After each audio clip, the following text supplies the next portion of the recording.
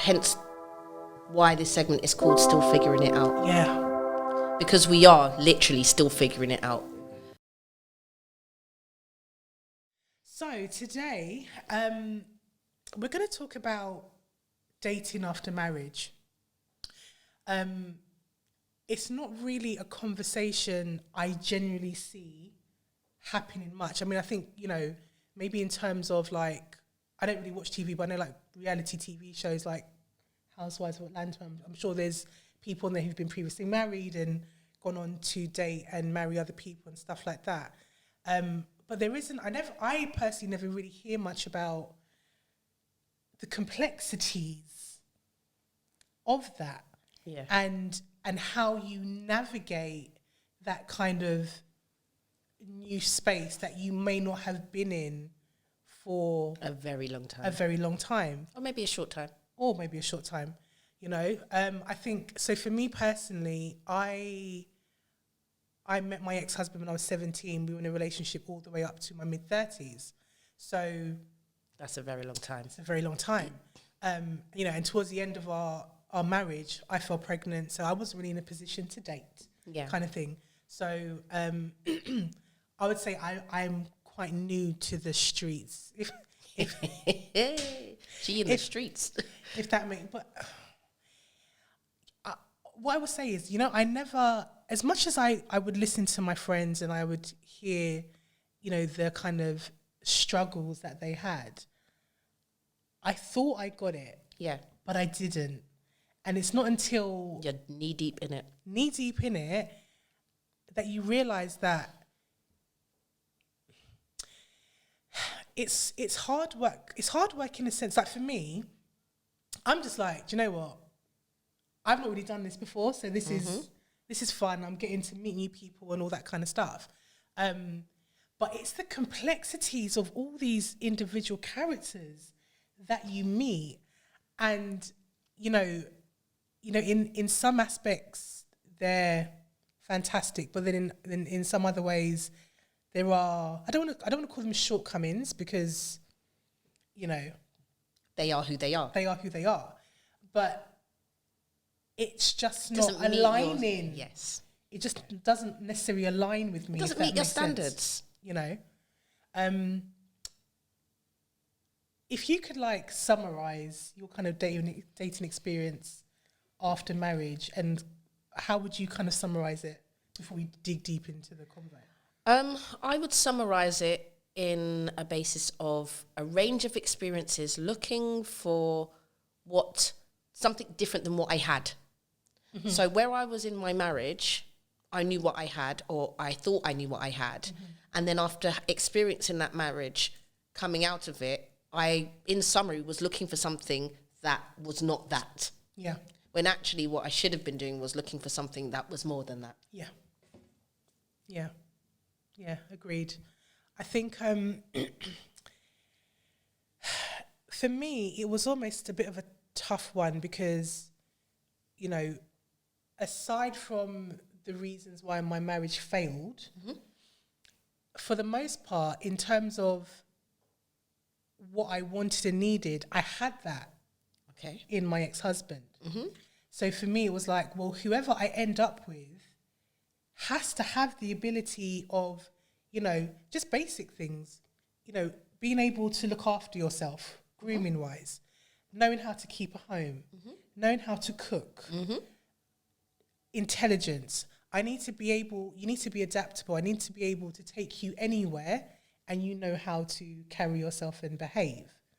You need to know how to code switch. Do you understand what I mean? There's so many elements that he fulfilled, but then it was like trying to then get those same qualities out of. I'm not going to sit here and say that I read him, because that's a bit rude. Mm-hmm. What I'm saying is that if you've been with someone for a long time, you naturally do bring each other up. Yes, of to course. A certain standard. Iron right? sharpens iron, so they say. There you go. So, and I think maybe I had an expectation that, you know, going into like my late 30s, going into my 40s, not everybody would kind of be there, but no, you know, I think you made a very, very distinct point about talking about the requirements that you needed. And for me, I think my requirements changed as I grew through my marriage.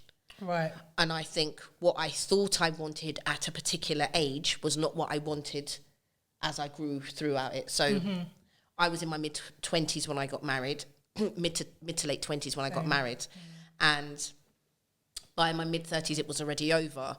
And literally, I realised I had evolved, I had grown, and what I thought a marriage was not what I got. So, but I think you made a distinct point as well about how your marriage ended. And I think that as well also played a part in how I looked at dating afterwards, because trust issues played a great part in it. Yeah. And also just looking at the types of men that I was attracted to prior to my marriage, and just the type of person I was married to. So even just that played a significant part in shaping what I was looking for when I decided to date again, because it took me a while to date, because I was in that position of, do I want to go back into this? Yeah. But let's be real, nobody really wants to be alone. Yeah, that's very true. And I don't think that we're supposed to be. I mean, obviously everyone's individual. Some people are more than happy to do this life by themselves. I'm just not one of those people. Me either. And one of my friends came to see me the other day, and we was having a conversation, and he was saying people's perception of you when they approach you is significant, because what happens is some people will see you as quite independent, quite aggressive, or quite assertive. Yes. And what that does then is they form a perception of you in relation to who they think you are. But he said, Rachel, I know you, and actually you're quite a cuddly, soft, kind of pink and fluffy person. So, but people will never see that because they don't make that safe space for you to allow that. Yes. And it's about trying to find that person within that dating pool as well. Can I trust you enough to be vulnerable? Yeah. Because when you step out of a marriage where you think you're secure, because you have made that bond together, stepping outside of that, you're now again vulnerable. Yes. Your heart's on the line. Yeah. Your feelings are on the line. Your emotions are on the line. And your safety even. Exactly. Listen, going on dates, sending people my location, sending them a code, telling them, get me out of here. You know the code, right? You know the code I'm talking about. He's sitting at the table. Oh, we won't even go into stories about dating, okay? Because my friends will look at me and be like, hey, we remember that story. But yeah, it's not all roses and delight in the dating pool after marriage. Definitely not. It's not.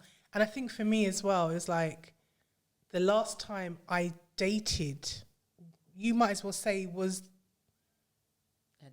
early 2000s. Literally, or the 90s. I'm going to be real, like, because we started dating early 2000s. Yeah. So my idea of dating and courtship is totally different now. It's totally different now, because there's a certain level that I expect, but there's very much a kind of thing of women should shoot their shot and that kind of thing. And I'm like, you're old school. I'm old school. I don't do that. Yeah, who does that? I don't do that. I don't do that. Like, if I spoke to my mum about something like this, she'd be like, "What? Do what? Shoot what? Shoot who?" Do you know what I mean? Like, so I've still very much got those very traditional values in terms of how I feel like you should be treated. How you should be treated. How you should approach women. How you should pursue, and that type of thing. And I've had to kind of almost adjust slightly and be a bit more understanding that things have changed a lot. I'll be honest with you, Dee. I don't want to be understanding. To be honest, I really don't. Because the thing is, once you become understanding, how much are you compromising your values and your standards because you want to be in the dating arena? Do you get what I mean? Yeah, I mean, I hear you. I think for me, it was just more a case of like... That really made me sound like really spoiled. And No, but it doesn't. But like you said, it's standards. I think for me, it was just more so how I react to certain things. Like, you know, say for example, like if I'm walking down the road and someone bibs their car horn, I'm never turning around. That's just not going to happen, right? No. But obviously, you know, we now have things like dating. But it's an ego stroke. It's an ego stroke, though. Let's not ever get it twisted. That beep is an ego stroke. Do you know what? For me, it's only an ego stroke if I turn around and maybe you might look somewhat attractive. But to be honest with you, I never turn my head. No, but you might not have to turn your head. But knowing the fact that somebody thinks a perception of you or your looks or what they see, that they thought it was attractive, you don't think it's an ego stroke? It could be, but I don't know. See, because this is a whole nother conversation we're going to get into in regards to later on in our segments. But it's about your perception of what differs between an attraction and harassment and irritation. Yes. Because there are differences in between those things because of how somebody may look, how they may make you feel. Yeah, but that is a conversation. Do you know what? I remember when I was 19 and I had a conversation with a therapist about this, and I think I was like, and I was like, you know, it really hurts my feelings when unattractive men try and speak to me, and shooting their shot. And he was like, but how does how they look determine your self-value? Mm-hmm. And I was like, for real? But you know, that was like 20 years ago. But anyway, as we kind of like digress, so getting back to the point of the standards and sometimes feeling like you have to not necessarily lower your standards but adjust. Okay, have I lowered any of my standards? Yes, I have. Mm-hmm. Definitely. Yeah. I like dates. I like flowers. I like being taken out. I like being shown attention. And it's not a integral part, but it's a sum of parts for me. Mm-hmm. And there are sometimes I have adjusted and compromised because I can't get the dates, I can't get the attention, but I like spending time with that person. Yeah. But is that enough for me? No, because at some point I'm going to want the things I want. And should I settle? That's a question. And is it settling? And is it settling? Is it settling? Because I don't... In some ways, I feel like this is a bit of a tricky conversation. Because the thing is, again, it's down to perception. Yeah. Because I can talk about my standards with you and you completely get it. I could talk about my standards with somebody else, and like you say, they might. Oh, you're a bit. I've had that before. You're a bit of a princess. Mm-hmm. Your hard work, your high maintenance. Yes. Yeah. You're bougie. Do you know how many times I've heard I'm bougie, and I'm like, bougie how? Well, give me an instance of what they would class as bougie, because there are levels of bouginess that I hear, and I think to myself, you're unrealistic in this dating arena. There are some people who want to go to £300 restaurants on the first date. I don't understand. No. So an example, so this is the thing. They're calling me bougie just through conversation. So I'm not, the thing is, I've eaten in so many nice places. I don't really care for that kind of thing. Like, I don't have an expectation that on the first, second, third date, you should be taking me to somewhere that's going to cost £200-300.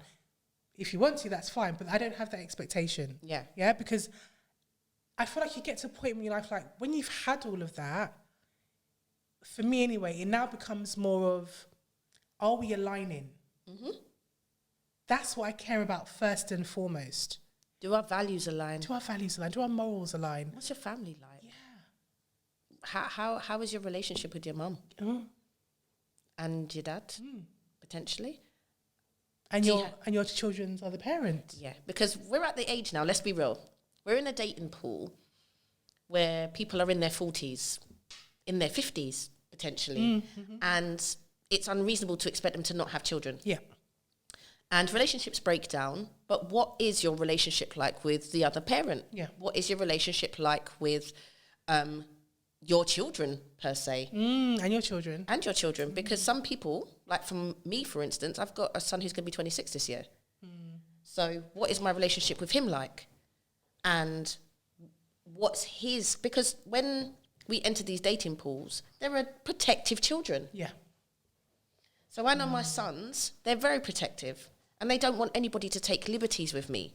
But that's on the premise of the fact of looking at their own generation and how their generation treats women. So you've got a generational issue going on and having to explain yourself, because dating isn't just about you anymore. Yeah, it's not. Because prior to marriage and prior to children, dating was just about you. Yeah. You go out, you date, it's just about you. But when you look at dating now in your 40s, it's about that person. You're going out on dates. Where are you going? Who are you going with? Who are you telling you're going with? Who are you telling where you're going? Do you get what I mean? And then it's about when you take those next steps in that dating pool, introducing people. So there's a whole range of considerations that need to take place. And when you spoke about complexities earlier, exactly that, because those are just a few of the complexities. And I think for me, you know, as you brought up children, you know, my daughter's 6. So dating with intention, I need to look at, can I, you know, because safety is always going to be my number one thing, right? So is there anything about you that would make me even remotely think that you have an ability to harm my child, whether it be verbally, whether it be physically, emotionally?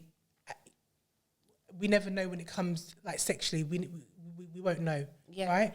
But, you know, as a mother, these are all the things that I have to consider when I am dating with intention. Yes, of course. Because sometimes I don't date with intention. Sometimes I don't. Sometimes I'm just like, oh, whatever.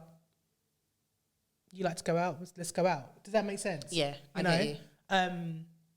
Do you find that, for me, when I look back at my dating experience, when I look back at being younger, I remember there not being a linking kind of era. No, there wasn't. Back then. Back then it was like even down to how, you know, I started dating my ex-husband.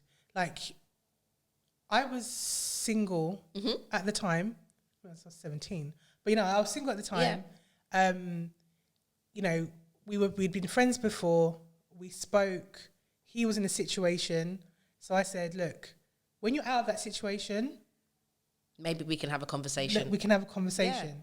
He came out of that conversation and we started dating. Okay. And it was as simple as that. There was none of this. You, me, he and she. Yeah. And there was not like there was no kind of, oh, are we, aren't we? What is this? What is this? You were just boyfriend and girlfriend, that was it. And that's how you kind of stayed. I mean, and that's how you progress. Yeah. You know? But when I look at dating now, there are so many other labels that have been thrown into the mix. Yeah. Even I'm confused sometimes. I'm like, what? What is that? Oh, it's a situationship. Yeah. See, I saw that situationship. Situationship. Talking, seeing. Dating. Linking. I was having a conversation. Actually the other day. And the guy said to me, oh, so were you guys seeing each other? So I was like, you know, we were in a dialogue. What is seeing? Like, can you break it down for me? Because maybe some people need the breakdown, because... Do you know what? And this is the thing, like, I'm not... Because I can't break it down for you. I'm not entirely clear what all the breakdowns are, but for me, I was just like, oh... No, I didn't say seeing. I said, oh, yeah, we were talking. So he was like, okay, so you just talked. You never... And I was like, we were in a dialogue. And he was like, this is what I don't like about women. Because you ask them specific questions. And we start dancing around the subject. Dancing around the subject. And I was like... Maybe because... Fair. No, but some women dance around it because they don't know where they stand. They don't... And again, we're back to the perception of how a woman feels about herself. Because if she turns around and says, yeah, I'm just linking him, there are a lot of men that turn around and say, well, if you've been playing, why you now want to be serious with me? Yeah. So if you've been out in the streets and you've just been linking, why now do you want to settle with me? Why can't we just link? Yeah. So again, there are sometimes when women may not be openly honest or openly verbal about the situations that they're in because of the fact that the person with intention that they may not like the responses that they're going to give. But I'm going to be real, be honest, because at the end of the day, if you're not, and it does come out, you've lost the person anyway. Yeah. If you are honest, you may actually find that you're actually pleasantly surprised. And actually, by not hiding something, you've got a whole lot of stress that you don't have to remember the lies you've told. No, so 100%. I think just in that, entering into that dating pool, set your standards. Yeah. Absolutely have your non-negotiables. But you said something that I wanted to... the time difference. So when we were in our teens, early 20s to now, there seems... in this period of time, it seems like there is a lot of avoidant men. Now, obviously, with your psychology background, just wanted to maybe tap into this a little bit, because what do you think has happened in that time period because, like, for example, I find a lot of men that I say a lot of men, like I meet a whole heap of men because I don't really, but I feel like men that I meet that are more towards my age are very kind of, just not really looking for a relationship right now. Yeah. Whereas the younger ones, the 25 pluses, are just very much on it. And I'm like, but I'm old enough to be your stepmom, so that can't really work. Yeah. Do you know what I mean? Yeah, of course I do. But they had, it's really strange, but they seem to have this more, whether it's game, maybe they're just saying it or whatever, but they generally seem to be more willing to, enter into relationships. Yeah. And in terms, and the art of pursuit and all that kind of stuff. But I feel like, so what do you think has happened to our generation of men? Yeah. Okay. What's happened? I think experience. I think heartbreak. I think tiredness. I think society. I think structures. When I think of the men that I encounter and I speak to, just on a general basis, in regards to the experiences that they've had, a lot of it is to do with the experiences that they've had. So I had a conversation just last week where men love more than women. And when he said it, I was like, ooh. I was like, explain. Yeah. And he explained it. And he explained it so well. He said that when women grow up, there are very few things that they are attached to as they grow up. So we may like shoes. Yeah. But we won't stick with one particular shoemaker. Right. Whereas men, they have a football team, and die hard, die straight. They are committed. If their team is floundering, they will cry, they will not talk to their girlfriends, they will do all sorts of things, but they are committed. So they have an attachment to something a lot more than women do. Women have fluctuations and flows. And he said, even when you look at their barbers. Yeah, that's what I was going to say, barbers. I actually man leave his barber, my God. G's and P's. They will go 3 months without a trim. No, my barber's not here. Yeah, he's on holiday or he's sick. Yeah, my barber died. I've got to find a new one. But it's a whole ritual. Yeah. But what it actually opened my eyes to was the fact that they are attached more and committed more, and that their love is of one that is solidified.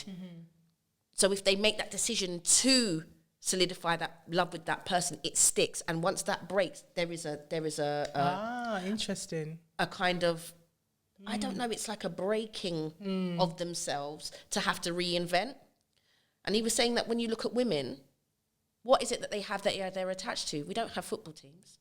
We don't have netball teams more than so that we are attached to that die hard, die straight, we will stick by. Hairdressers, we can chop and change depending on how good we've seen a next person do a person's hair. If you want braids, you're going to go to one person. You want perm, you go to the next person. You want a weave, you go to somebody else. So for me, I think it is the experiences that they've been through and the way that they love and how some of the relationships end. So even, for example, the interactions that they have with their children's mother, because another segment we'll get into, where women use their children as pawns against their parents. And that experiences then shapes how they see women after that. After that, But before we even get to that, let's talk about the mums. The mother wound. The mother wounds. Ooh, yes. So you've got a whole load of kind of parts of a whole picture that just plays into how our generation of men have become tired. Because on top of that, they've got racism they've got to fight. Yeah. They go in for a job. First thing that they're thinking about is the stereotype that they're going to be perceived as. So they're fighting an external war to come home to have to deal with somebody that you might just add more pressure onto my head. Yeah. So you've got a whole range of things going on, and psychologically, there's a lot of processing that has to take place. Yeah. Now, if I'm going to start dating you, and you're going to tell me about you need Louboutins and you need Christian Dior and you need this, that, and the third, and I need to go to this restaurant, I need to go to that restaurant. Right about now, you are definitely not a priority. Yeah. So there is a range of things that I think has happened to our generation of men that they've got to this point. And no, I'm not a pick me. Before anybody starts that foolishness, it's just about us being real. Yeah. About what's going on. You know, on the just quickly on the whole pick me thing. If that is your frame of thinking, you're probably not going to like this platform. To be honest, It's the wrong word. It's the wrong. It's the wrong one, because some of the things that I hear people call pick me's for, I'm astonished by. I'm astonished, and I'm like, well, call me a pick me then. It kind of is what it is. So Down here too, because I'm a cook. Yeah, I'm gonna cook. I'm gonna cook. You come in after a party at 3:00 in the morning and you're hungry, I'm gonna get out of my bed. It is what it is. And if that's a pick me, then we pick me. Yeah, I want to ask you a question. What was your first dating experience like after marriage? Do you remember it? Yeah, it wasn't that long ago, because I didn't start dating until my daughter was over 3 years old. Okay. So I waited, if that makes sense, because I was just like there's no point right now. Yeah. One of I think I told you this story. One of my first dating experiences, I can't remember if I mentioned this on another show, but I met this guy, and I was like, yeah, like there was his profession or what he did slightly bothered me, because he was very much outside, if that makes sense. But as much as he was outside, he still wasn't the character that I thought he would be, because he's so well known and also outside, right? Okay. But I was pleasantly surprised. You know, he was a very spiritual man, very intelligent. You know, was a reader. You know, invested, all that kind of stuff. I was like, this is very much a bit of me. This is great. And basically, what happened with that is that I hadn't been transparent. Oh. Yeah, so I hadn't been transparent. So you was one of the women that had kind of circumvented the actual real conversation. When the conversation came up, I kind of... But you wasn't forthcoming I with the wasn't information. forthcoming with the information, right. So I take full accountability of that. So, yeah, no, I do. And, you know, the conversation came up over dinner. I can feel the pain already. You're reminiscing right now. Yeah, so, yeah. I mean, it is what it is, isn't it? But essentially, I fumbled the bag with that one. Oh, man. I fumbled the bag. I literally fumbled the bag. Do you think had you been upfront and forthcoming with that information, that it would have changed the scenario? This is the thing. I don't know, but possibly had I been forthcoming with that information, then maybe it might have been different. Okay. But I think he was maybe aggrieved with how much time and effort he'd put in. Not that it was like a long time or a massive, you know, but just certain things, you know? Okay. Because now I just look like a liar, don't I? Yeah. And with all the best intentions, everyone knows me not to be, but actually in that situation I was. Yeah. So I have to take accountability for that, and I do. So just to be clear, omission of the truth is still a lie. Yes. So I had to learn that the hard way. But it is what it is. You know, we move on and you know, who knows what could have happened with that situation. You never know. But yeah, so that was a very big lesson for me in terms of just speak the truth. Yeah. And whoever doesn't like it, it's not your portion. It's not your portion, and that's absolutely fine. And you know, we can part ways and still be cool. And I think, you know, with people that I have met and what have you, I still try to, you know, depart in peace, if that makes sense. So there doesn't have to be any animosity if things didn't work out or what have you. We can still be cool. Like we can still check in. How you doing? Yeah. You know, and stuff like that. What has been your worst dating experience? Oh my goodness. Okay, so my worst dating experience. I'd met this person online on a social media platform. We'd been talking for a while. We met up in an independent place, in a neutral place, and had gone for a burger. Sitting at the table, and this person disappeared for 25 minutes. Oh, what did you have the runs? I don't know if it was the runs or whatever, but for 25 minutes this person was away from the table. I literally had to ask the waiter, the server, was the person still in the bathroom? And it was like, yeah, I thought they'd actually ducked out. So, person came back to the table and was like, oh, yeah, I was in the bathroom. My belly was hurting me. And I was trying to line the toilet with tissue. But every time I turned around, the blow dryer came on and it blew the tissue off of the toilet. Oh, I thought you were going to say something else, you know. That was enough for me. And I was just like, you're going to impart that knowledge at the table? Really? And you expect there to be a second date? And it's not that I'm bougie, because anything can happen, but you're going to come and tell me about it? And you're going to tell me about every time you turn around, your bum turned on the blow dryer and it blew off the tissue off the toilet.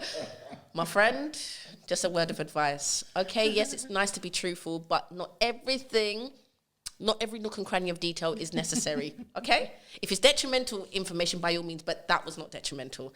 Yeah. So I think that's one of the worst dates I've ever been on. I mean, that doesn't even sound too bad, to be fair. I mean, I've heard a lot. Yeah, it turned my stomach. It really did. So did you guys still eat? I'd already eaten while he was in the bathroom. I see, right, okay. For 25 minutes, do you think I was going to sit? If anybody knows me, they know that I like to eat, right? So, you know, I ordered my food. I ate my stuff. His food got cold. I'd ordered dessert by the time he came back. When the dessert came, I ate the dessert. He walked me to my car. He's like, yeah, I'll phone you. You know, like Alkaline has got a song about block and delete. I used that Alkaline button. So you didn't have a conversation with him when you... No. We are old enough. I was literally entering 40s. And these are the conversations. I'm sorry. Like, I'm too long in the tooth to have to explain to a grown man about what is appropriate at a dinner table. I'm very sorry. And if I have to, that means, okay, to be honest, when I reflect on it now, you've asked me, I could have had a conversation and maybe it would have been better for the next person. But that looked like just part of your DNA, your genetic makeup. So that's how you are. Do you get what I mean? Like, you offer too much information and you just, I don't know. But it just wasn't for me. Just wasn't for me. No, thank you. So... Yours? Do you know what? I can't say, only because... Yeah, that's just not them. I can't. He's... I can't spit out, but no, he's also a podcaster. And it was a shambles. Don't do it. No, I'll tell you off air. But anyway. But to be honest, I think my worst dates, including, I call him Shipbreak, including that, I think are the ones where they're presumptuous because of what I look like, what I'm shaped like. The presumption is that, okay, we're going to have sex. Right, okay. I think those are the worst ones, and I'm really offended by them. Yeah. Because what made you think that was what was on the table? And I find it really disconcerting and really, really unnerving within the first 3 conversations you're talking about what you'd like to do to me. I don't talk to you again after that. I haven't got time. Yeah. I'm not a fan of that. And the thing is, I'm very much a flirt.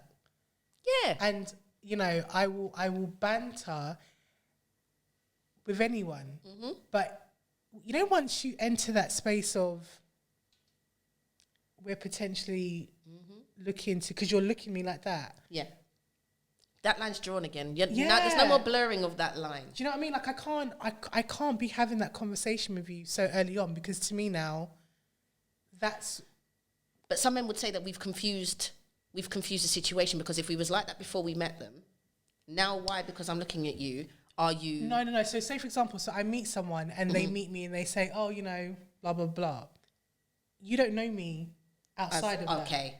Does that make sense? Yeah. So I will, for example, I'll banter with people on Twitter, but I know that I'm never going to see you. So it's just, to me, it's just banter, right? Of course. But if I meet somebody, that conversation can't happen, like you say, within the first, second or third date, because to me, your intentions are clear. Your intention is lustful and it's sex and... Only. Yeah. Do you find that the generation that we're in now, when you look at the generation of dating now, that it is more lustful than anything else? Absolutely. I mean, in comparison to, but like I said, I'm going back. There's going to probably be some people who might watch this who were maybe just born when I'm talking about when I was last dated. Do you know what I mean? But back in my day, I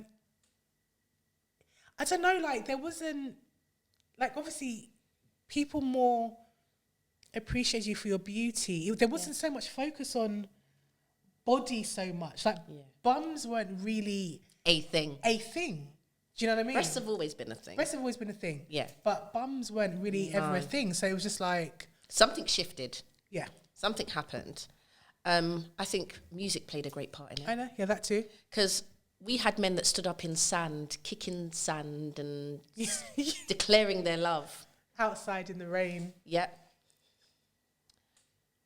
We don't have that. We don't have that anymore. No. We have, you're not my girl, but we can do a thing. Yeah. And for me, I think it influences quite a lot in regards to what is acceptable. Absolutely. But my biggest thing with dating at the moment, and I would say, for me personally, is what we allow will continue. Absolutely. Mm-hmm. So men and women both have a responsibility. And if women feel that something is not right, then don't continue with it. And the same with a man. But they will both push, I suppose. Mm-hmm. They will both push their boundaries to see who's willing to kind of relent. Relent and fold, yeah. But yeah, at the moment when I'm looking at it, I'm all right. Yeah, I think for me, one thing that I absolutely do now is if I'm having a conversation and the man says, yeah, you know, I'm just not really looking for a relationship right now. Okay, that's fine. We can just be friends. And that's it.